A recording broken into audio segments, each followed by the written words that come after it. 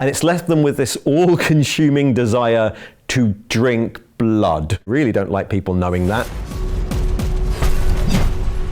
Hi, welcome to IGN. I'm Arbitor Ian. I talk about Warhammer on the internet, and I'm here today to talk about the Space Marines who are the cover stars of the new edition of Warhammer 40K. But the universe is a big place, and whatever happens, you will not be missed. So if you're relatively new to Warhammer, you might be wondering what's going on here. Why are the Space Marines on the cover of this box not blue? After all, in every big Warhammer release of the last few years, they've been blue. So why are these ones red? Well, today we're going to talk about the Blood Angels, a completely different chapter to the Ultramarines. We will not be mentioning Ultramarines again in this, if I can help it.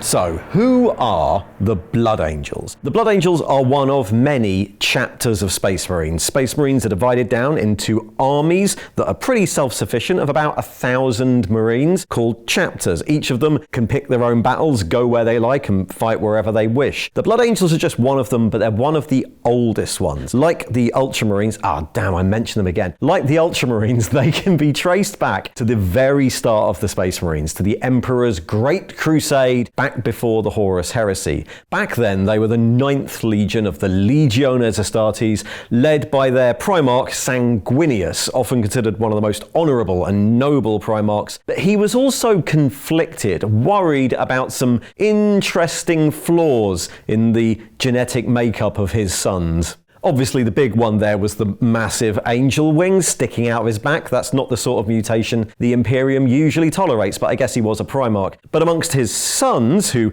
uniformly appeared to be these beautiful, noble, honourable Marines, there were some slightly more hidden problems.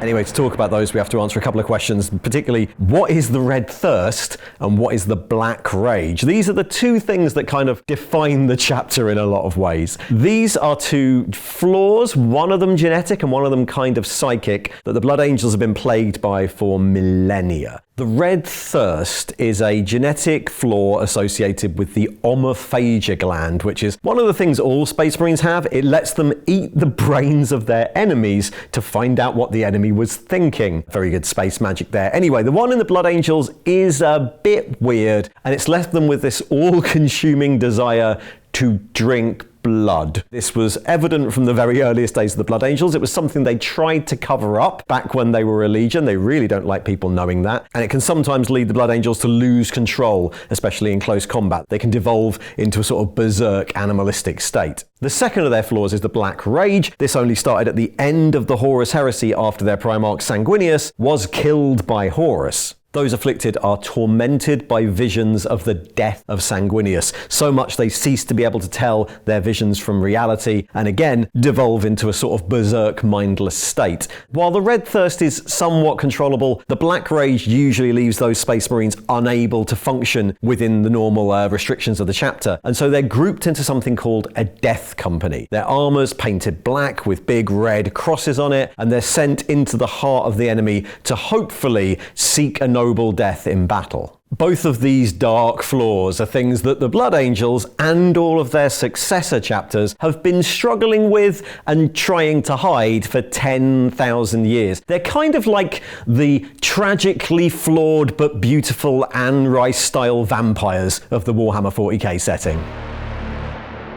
The current leader of the chapter is Commander Dante, usually considered to be one of the oldest Space Marine commanders. Currently, in the 41st millennium, he's reaching about 1,500 by this point, and apparently he's really feeling it. He's assisted by his chief librarian, that's sort of the head psychic space wizard of the chapter, Mephiston, the Lord of Death. Mephiston's an interesting character. He's the only Space Marine to have managed to sort of control and maybe transcend the Black Rage, and his exploits usually center on trying to find a way to reverse it or cure it or make it more manageable for the rest of the Blood Angels. That struggle has also given him incredible psychic power.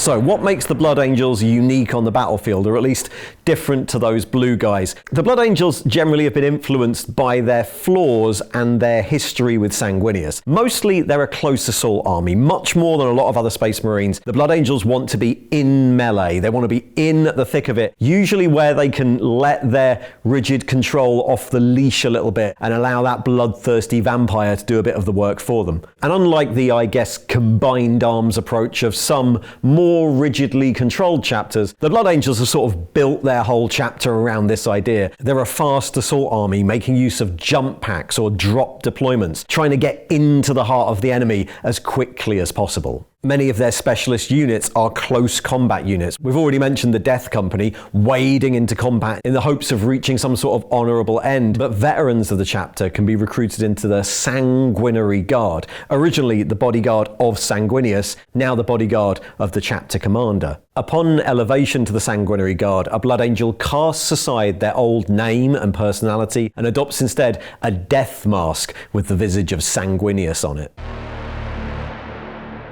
Of course, the new box is called Armageddon, so we should probably ask, what is Armageddon, other than a classic example of 40k naming conventions? Armageddon is an industrial world in the northern segmentum solar in the Imperium. It's an incredibly important industrial world because it manufactures arms and armaments for the Astra Militarum who defend the Imperium. It's also a world that has come under threat constantly in the history of 40k, and as 11th edition rolls out, it's coming under threat again. Armageddon's something of an unlucky planet. It sits in a region of warp storms, which means it has in the past been invaded by chaos quite a lot, and it also used to be quite an important orc homeworld back in the days of the Great Crusade, which means that massive orc armies, particularly those under the command of Garzacal Thraka, have been drawn back to the planet again and again. Over the years and over those many wars, lots of different Space Marine chapters have become involved in defending Armageddon, usually leaving with some sort of debt of honor, some sort of role they've adopted as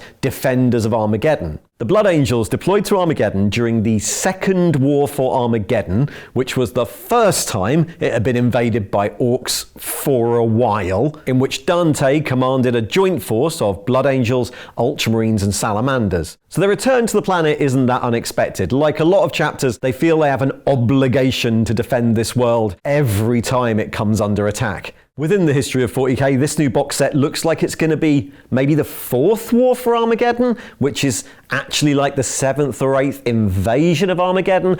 But if you'd like to find out what all those wars were and who was doing the invading, well, I handily have just made a video on that. Head over to Arbitor Ian on YouTube if you'd like me to break down all the different wars for Armageddon for you. And of course, if you're still wondering how to get into Warhammer, I've made a few videos for IGN on the subject, and there's a wealth of videos over on my channel. Have fun defending the planet of Armageddon from a bunch of orcs again.